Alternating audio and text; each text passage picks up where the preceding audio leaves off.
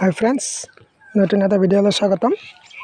আজিৰ ভিডিঅ'টো এই ঘৰটোৰ বিষয়ে আলোচনা কৰিম। এই ঘৰটোত কিমানকৈ খৰচ হৈছে সকলোখিনি কৈ যাম, ভিডিঅ'টো চাই যাব। ঘৰটো যিহেতু দুটা ৰুমৰ ঘৰ হয়, ঘৰটোৰ দীঘলটো দিয়া গৈছে 28 ফুট আৰু বহলটো আছে 15 ফুট। আপোনালোকে এইটো চাইড ফ্ৰণ্টৰ এই বাৰাণ্ডাৰ চাইডটো আপোনালোকে চাই লওক।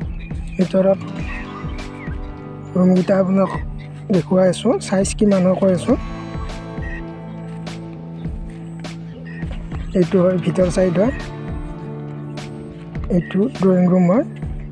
আপোনালোকে চাই লওক, এই ঘৰটোৰ চাইজটো দিয়া গৈছে 15x10 হয়। এইটো 15x10 হয়। ফ্ৰণ্টত দুপল্লা খিৰিকী দিয়া গৈছে, এনেকৈ টপ গাঁথনি কৰা হৈছে। ঘৰটোত সকলোবোৰ গাঁথনি 3 ইঞ্চি দিয়া গৈছে আৰু পিনৰ ওপৰৰ পৰা ঘৰটোত টোটেল 22 লাইন ইটা খাইছে। 10.5 ফুট হাইট হৈছে পিনৰ ওপৰৰ পৰা। চাই লওক, এইটো হৈছে ড্ৰয়িং ৰুম।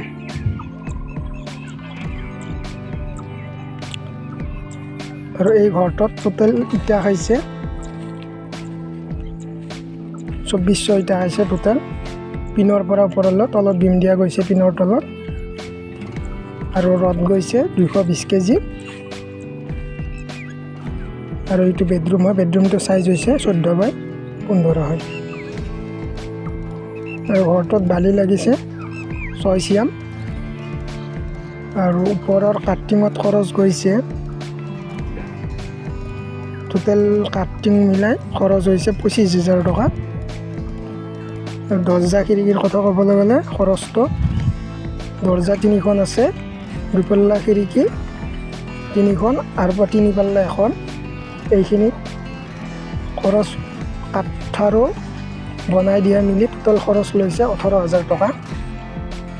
আৰু ঘৰটোত কইল গৈছে 60 কেজি কইল, আৰু চিমেণ্টৰ খৰচ গৈছে 30 বেগ টিং লগোৱালৈ। আৰু ভিঠিৰ মাটি ভৰোৱাটো খৰচ গৈছে 9,000 টকা। এইখিনিয়ে খৰচ হৈছে ঘৰটোত। টোটেল মই মেইন খৰচখিনি কৈছোঁ আপোনালোকক। ঘৰটোৰ দীঘলটো দিয়া গৈছে 28 ফুট আৰু বহলটো আছে 15 ফুট।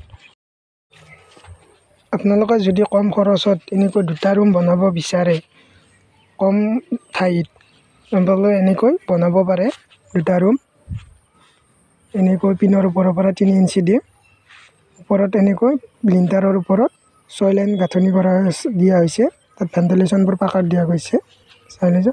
আৰু এই ঘৰটোত খৰচ হৈছে 1,80,000 পৰা 2 লাখৰ ভিতৰত খৰচ হৈছে।